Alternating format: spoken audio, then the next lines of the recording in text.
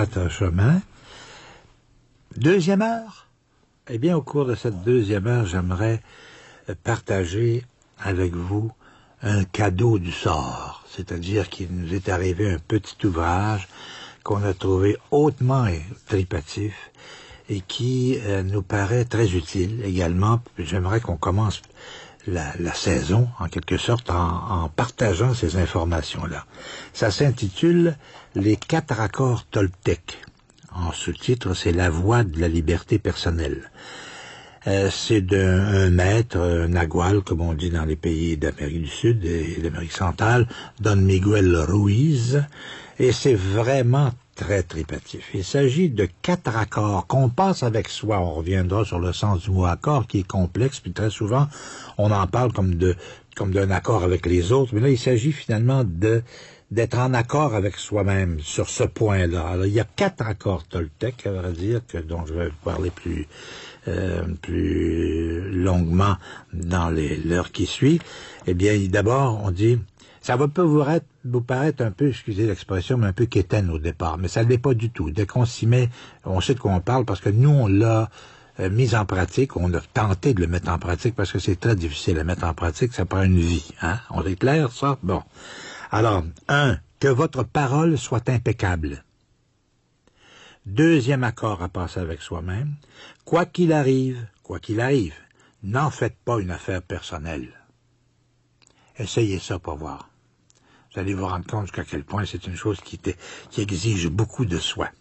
Et ensuite, troisièmement, ne faites pas de suppositions. Ça aussi, c'est un autre qui est un peu difficile. Et bien, mais c'est important. Il faut se mesurer avec des principes comme ceux-là, savoir où on se situe. Et le 4e accord, c'est faites toujours de votre mieux. Encore là, ça paraît simpliste, mais attendez de voir.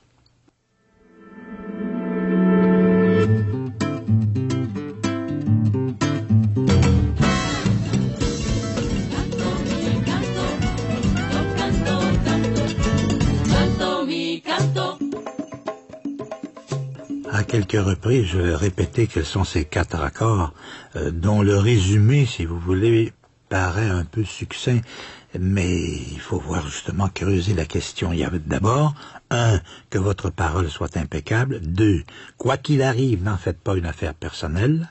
3, ne faites pas de suppositions.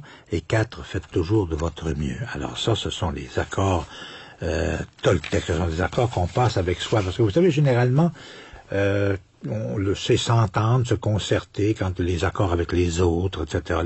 C'est aussi un accord, c'est aussi une convention, c'est un pacte, c'est un traité. C'est dans ce sens-là qu'il faut l'entendre. Convention, pacte, traité, transaction avec soi-même, si on peut dire. Voyez-vous, c'est dans ce sens-là. Et ensuite, qu'est-ce que je vois ici? C'est parce que je suis à regarder sur l'écran de télévision pour voir qui est en fait l'écran de l'ordinateur, qui nous permet de voir un peu ici toutes ces définitions-là. Mais c'est surtout dans le sens, évidemment, dans le sens un petit peu d'un accord signé, d'un pacte avec soi, d'une convention, et non pas simplement d'un accord avec les autres, etc. Bon, ce sont les Toltecs, ça nous vient des Toltecs. Donc, à travers tout le sud du Mexique, les Toltecs étaient connus comme hommes et femmes de connaissance. Les anthropologues les ont décrits comme une nation, une race, mais en réalité, nous dit-on ici, c'était pour plusieurs d'entre eux des scientifiques, des artistes qui formaient une société vouée à explorer et préserver la connaissance spirituelle et les pratiques des anciens. Remarquez qu'ici, l'enseignement pourrait être pris au sens spirituel du terme, mais c'est plutôt tel qu'il est. Ça va de soi. C'est tout à fait ça. Il y a une dimension spirituelle, c'est vrai. Mais ici, on met surtout l'accent sur comment dire, la sagesse ancestrale, se préserver de l'ombre. Parce qu'à un moment, bon, la conquête européenne dans ces pays de l'Amérique centrale et de l'Amérique du Sud, évidemment, ont détruit toute cette culture-là et qui est devenue très ésotérique, très cachée, donc, hein, et qu'ils ont transmis quand même dans le secret au fil des générations à travers les diverses lignées de ce qu'on appelle les naguals, les naguals étant genre les maîtres. Il y a eu des prophéties anciennes.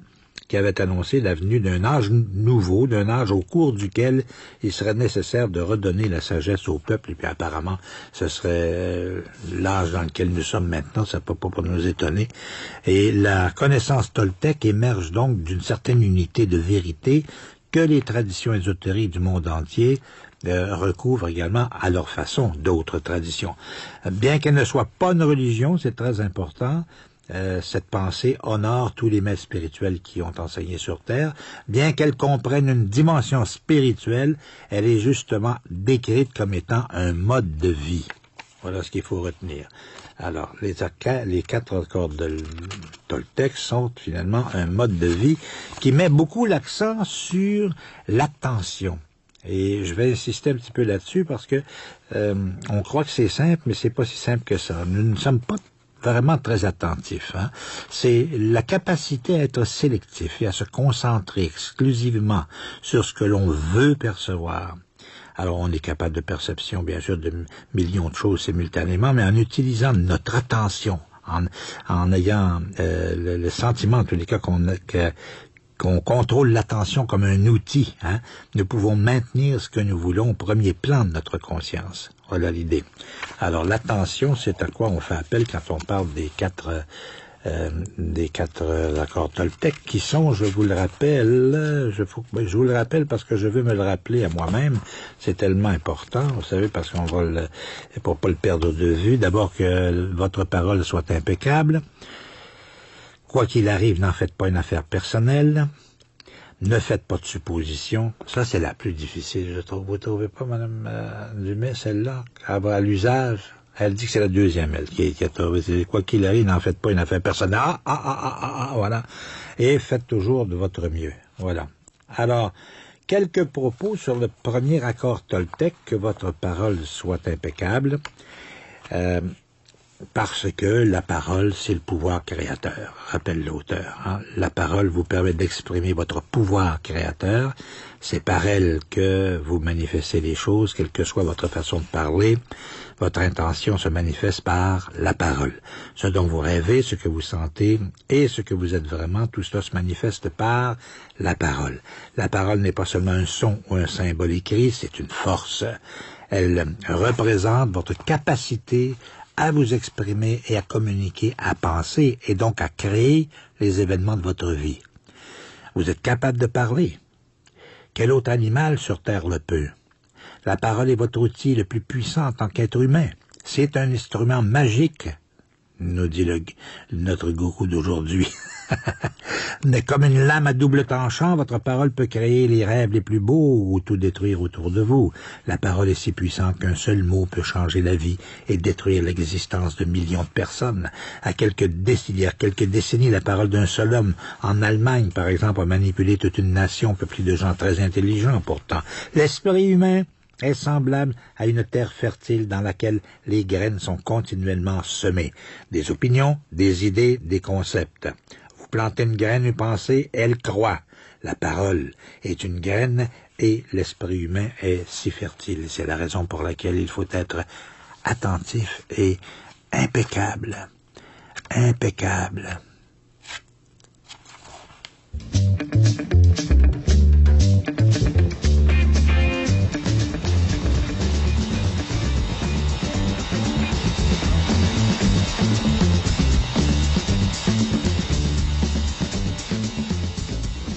Que votre parole soit impeccable. Donc, être impeccable, dit l'auteur, c'est ne rien faire contre soi-même. Ah, ça, c'est très inattendu. Il dit plus loin, et je trouve ça très intéressant, il dit que notre parole, pour que notre parole soit impeccable, il ne faut donc pas l'utiliser contre soi.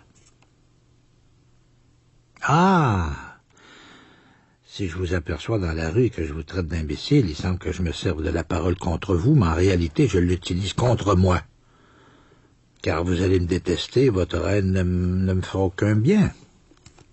Donc, si je me mets en colère et que je vous envoie mon poison émotionnel par la parole, je l'utilise contre moi-même. Alors, il y a toutes sortes de raisonnements comme ça qui sont très importants pour comprendre la portée de cet accord Toltec. Avoir une parole impeccable, c'est faire bon usage de votre énergie. Ça signifie que vous l'utilisez dans le sens de la vérité, de l'amour de vous-même.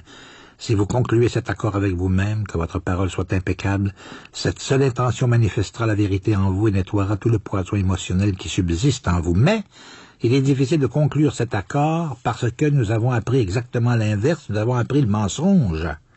Le mauvais usage de la puissance de la parole crée l'enfer, nous dit l'auteur. Et la médisance qu'il faut évidemment éviter et prendre bien garde à ce qu'on appelle nous généralement le mental, c'est tout ce bavardage dans la tête, n'est-ce pas, que les Toltecs appellent eux le mitote, M-I-T-O-T-E. Le chaos résultant des milliers de voix s'exprimant toutes à la fois dans votre esprit. C'était donc le premier accord Toltec, que votre parole soit impeccable. Le deuxième, quoi qu'il arrive, n'en faites pas une affaire personnelle. Il paraît que c'est un des plus difficiles avec lequel il faut apprendre à vivre. Voilà, c'est ça.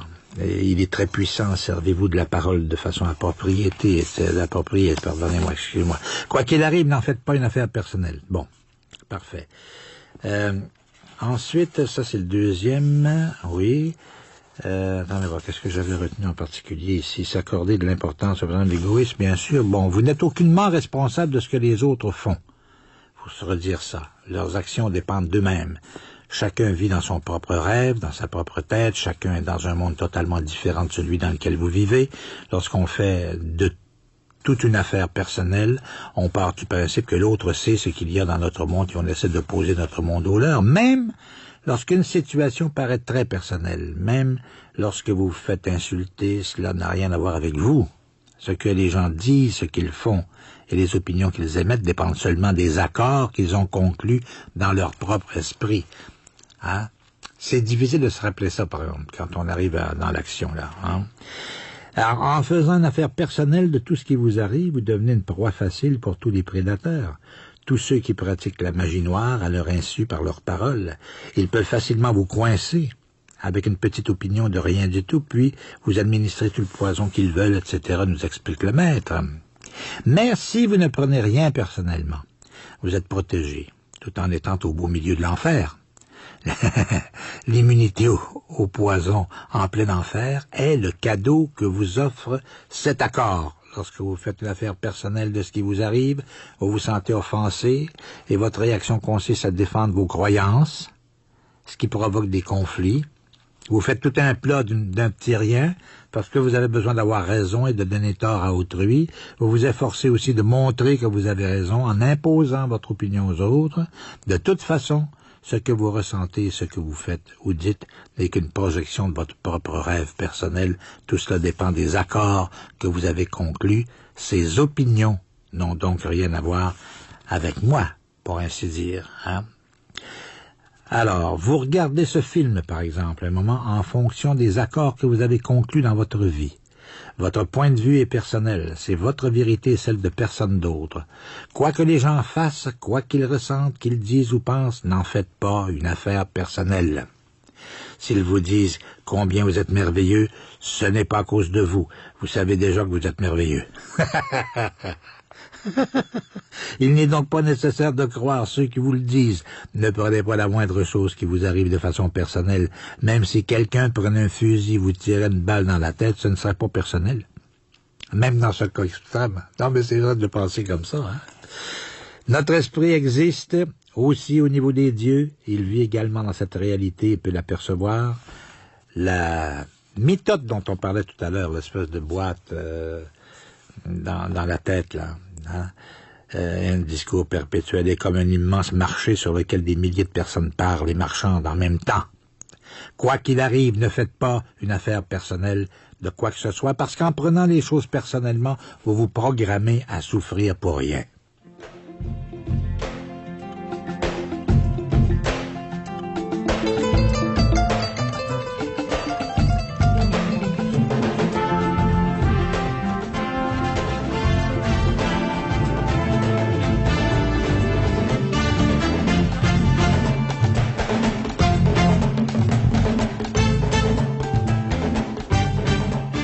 C'était donc le deuxième accord. Je vous rappelle que le mot accord s'entend comme, non pas comme un accord avec les autres, mais dans le sens d'un accord avec soi, d'un pacte avec soi, d'une convention, d'une résolution, ou de résolutions plurielles, ou de principes, hein, etc. Nous étions arrivés au deuxième. Quoi qu'il arrive, n'en faites pas une affaire personnelle, parce qu'en prenant les choses personnellement, vous vous programmez à souffrir pour rien. C'est ça qui est l'idée, tout simplement. Quand vous aurez pris l'habitude de ne jamais faire une affaire personnelle de ce qui vous arrive, vous vous éviterez de nombreux problèmes dans votre vie. Votre colère, votre jalousie, vos envies disparaîtront, et même votre tristesse s'en ira si vous ne prenez rien personnellement. Alors vous voyez à quel point cet accord est important. En ne faisant jamais une affaire personnelle de ce qui vous arrive, vous pouvez rompre de nombreuses habitudes et routines qui vous piègent dans le rêve de l'enfer, provoquant des souffrances inutiles.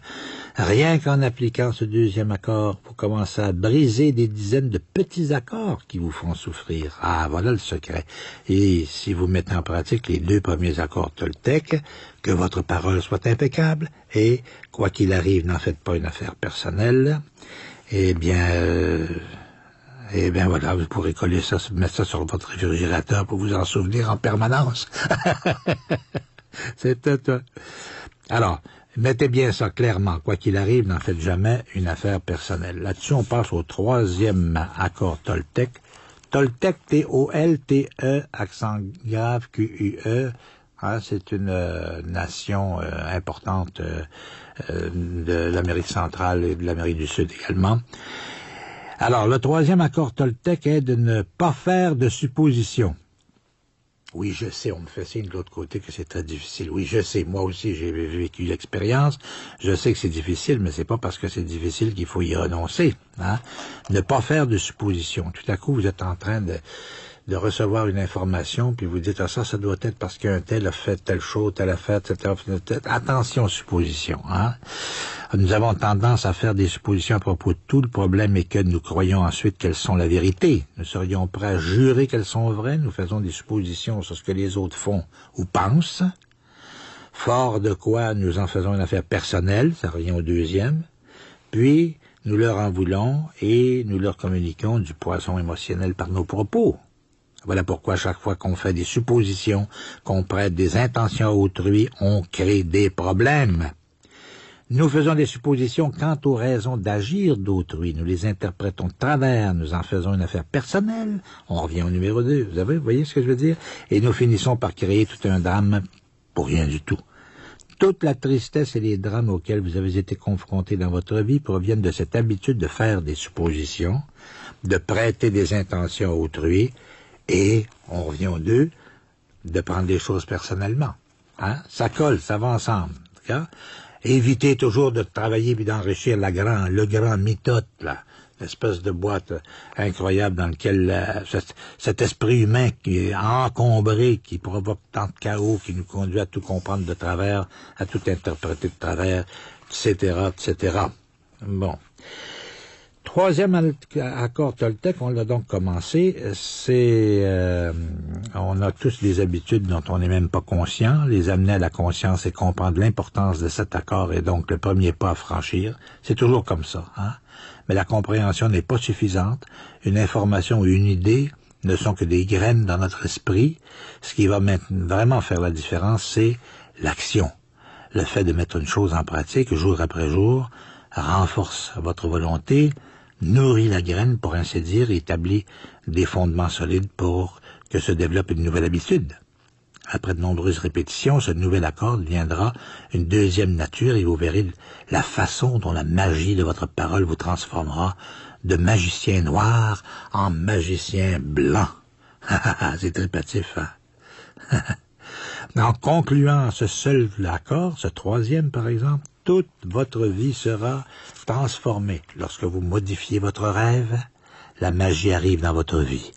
Ce dont vous avez besoin vient à vous sans peine, car l'esprit se meut librement en vous. C'est ce que l'on appelle la maîtrise de l'intention, la maîtrise de l'esprit, la maîtrise de l'amour, la maîtrise de la gratitude, la maîtrise de la vie, du chemin de la vie. Voilà le but des Toltecs. Voilà le chemin qui conduit à la liberté personnelle selon la pensée toltèque.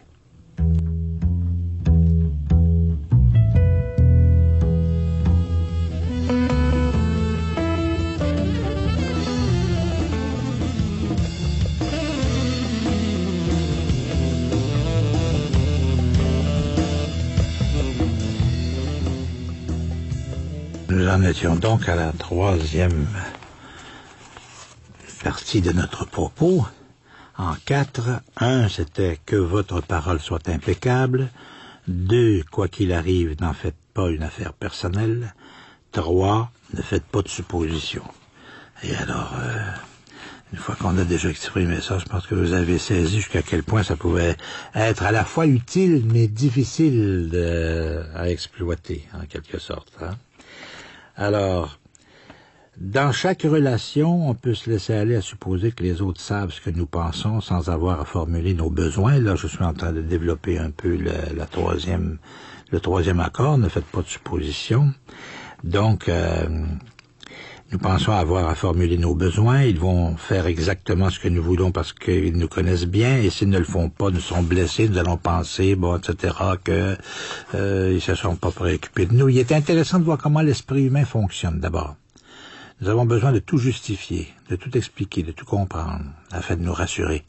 Il y a des millions de questions auxquelles nous cherchons les réponses, car il y a tant de choses que notre esprit rationnel ne peut expliquer. Peu importe que la réponse soit correcte, le seul fait de trouver une réponse nous rassure. C'est pourquoi que nous faisons des suppositions. Quand on n'a pas de réponse, on fait des suppositions. C'est ça qui est l'idée, n'est-ce pas?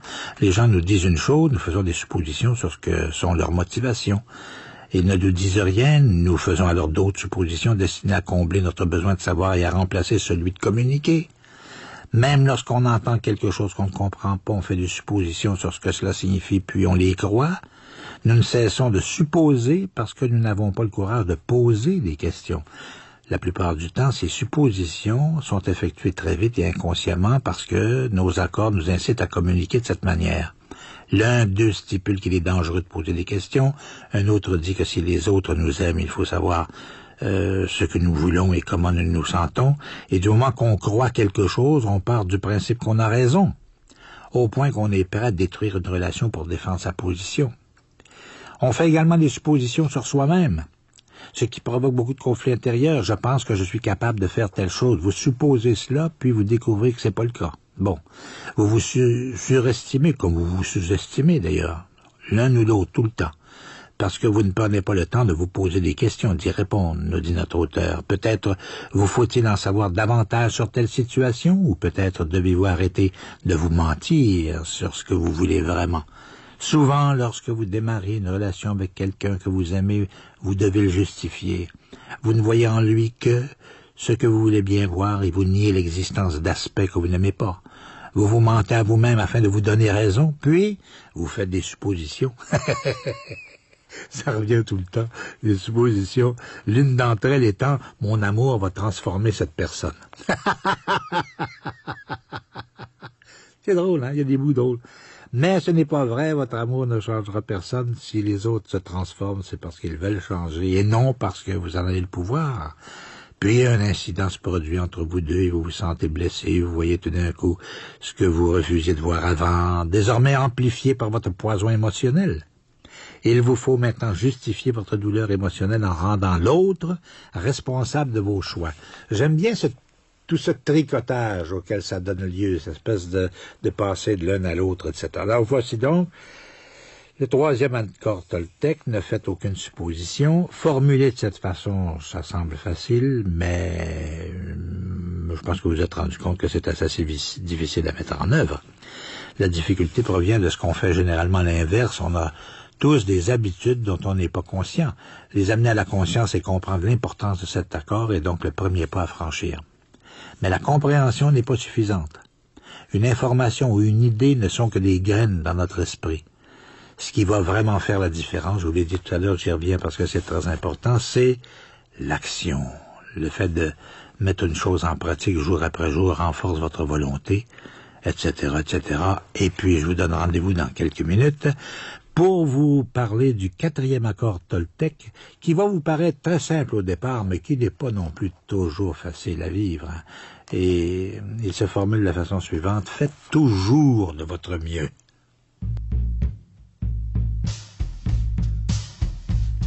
Canoa, varanda,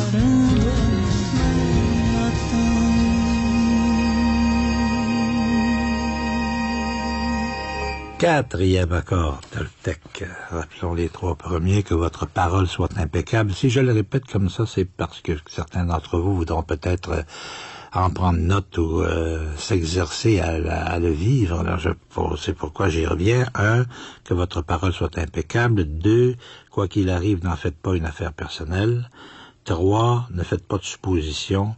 Et puis 4, qui a l'air d'être... Oh, ça c'est très facile, mais c'est pas si facile que ça, parce que c'est surtout la mise en pratique de cet enseignement qui passe dans ce 4e accord toltèque, qui est: faites toujours de votre mieux. Ah! Quelles que soient les circonstances, faites toujours de votre mieux, ni plus ni moins, mais rappelez-vous que votre mieux ne sera jamais pareil, même d'une fois à l'autre. Ah, il y a un point de vue qui est intéressant, Ruiz. Tout est vivant, tout change constamment. Par conséquent, votre mieux sera parfois à un haut niveau et d'autres fois à un moins bon niveau. Les matins, vous vous réveillez frais, débordant d'énergie. Votre mieux sera meilleur que lorsque vous êtes fatigué en fin de soirée. Il sera aussi différent que lorsque vous êtes en bonne santé ou malade, sobre ou ivre. Votre mieux variera selon que vous êtes en pleine forme et heureux, ou irrité, ou en colère, ou encore jaloux. Selon votre humeur, votre mieux peut changer d'un instant à l'autre, d'une heure à la suivante, d'un jour au lendemain. Il évoluera aussi au fil des temps lorsque vous prenez l'habitude de mettre en pratique ces nouveaux accords. Votre mieux deviendra encore meilleur qu'il n'était. Indépendamment de toute évaluation qualitative, continuez à faire de votre mieux, ni plus ni moins. Si vous vous acharnez à vouloir faire davantage que votre mieux, vous dépenserez plus d'énergie qu'il n'en faut, et en fin de compte, votre mieux s'avérera insuffisant.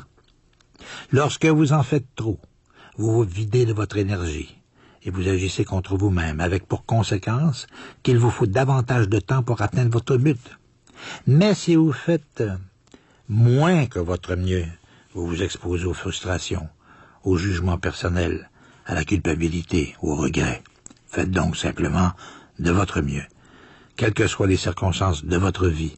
Peu importe que vous soyez fatigué ou malade, si vous faites toujours de votre mieux, il vous est impossible de vous juger. Et si vous ne vous jugez pas, il n'est pas possible de subir la culpabilité, la honte et l'autopunition. En faisant toujours de votre mieux, vous romprez un grand sort auquel vous avez été soumis. Si vous faites de votre mieux, vous vivrez votre existence intensément. Vous serez productif. Puis là, je pense toujours encore au mot attention, avoir l'attention, être attentif à tout ça. C'est comme ça que ça peut s'imposer à nous. Vous serez donc productif, vous serez bon envers vous-même parce que vous vous donnerez à votre famille, à votre communauté, à toute chose. C'est dans l'action que vous serez intensément heureux. Lorsque vous faites toujours de votre mieux, vous passez à l'action. Ah! Faire de votre mieux signifie agir parce que vous avez envie et non parce que vous en attendez une récompense. La plupart des gens font exactement l'inverse. Ils n'agissent que lorsqu'ils espèrent une récompense, ne prenant aucun plaisir à ce qu'ils font. Voilà pourquoi ils ne font pas de leur mieux. Par exemple, la plupart des gens vont chaque jour au travail en ne pensant qu'au jour de paye et à l'argent que leur travail va leur rapporter. Ils attendent avec impatience le vendredi ou le samedi selon le jour où ils seront payés et où ils peuvent prendre du temps pour eux. Ils ne travaillent que pour la récompense et du coup font de la résistance. Ils essaient d'éviter d'agir et par conséquent ne font pas de leur mieux. Inversement, si vous agissez simplement pour le plaisir d'agir, sans attendre de récompense, vous découvrirez que vous apprécierez tout ce que vous ferez. Vous en serez récompensé, mais vous ne serez plus attaché à les récompenses. Vous pourriez même obtenir plus pour vous-même que vous ne l'auriez imaginé sans attendre de récompense.